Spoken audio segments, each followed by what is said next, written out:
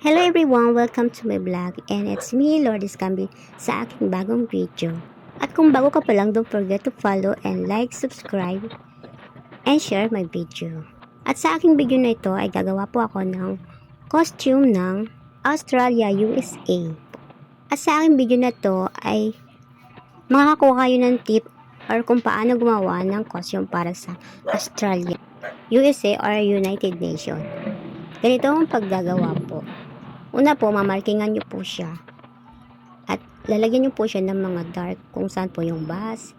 At syempre po guys, dapat po ay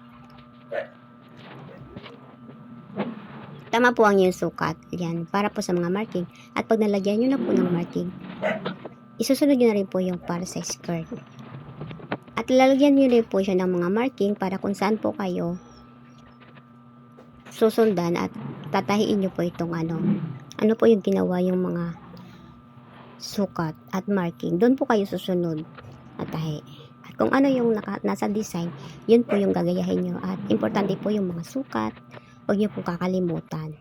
At para po talaga magaya nyo ang kanilang country, ay dapat po tama ang inyong kulay at mga ilalagay. Kung ano po ang kanilang country at flag. At ito po, ilalagay nyo po siya sa damit. At pagkatapos po, lalagyan nyo po siya kahit ano pong kulay at tela.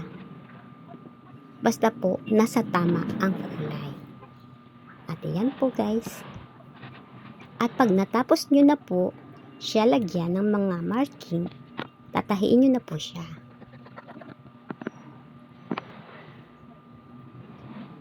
Ang ginamit ko pong tela dito, pwedeng satin at ginaklo. Lagay po kayo ng black. And for the result, ito na po yung nagawa ko. Follow. Thanks for watching.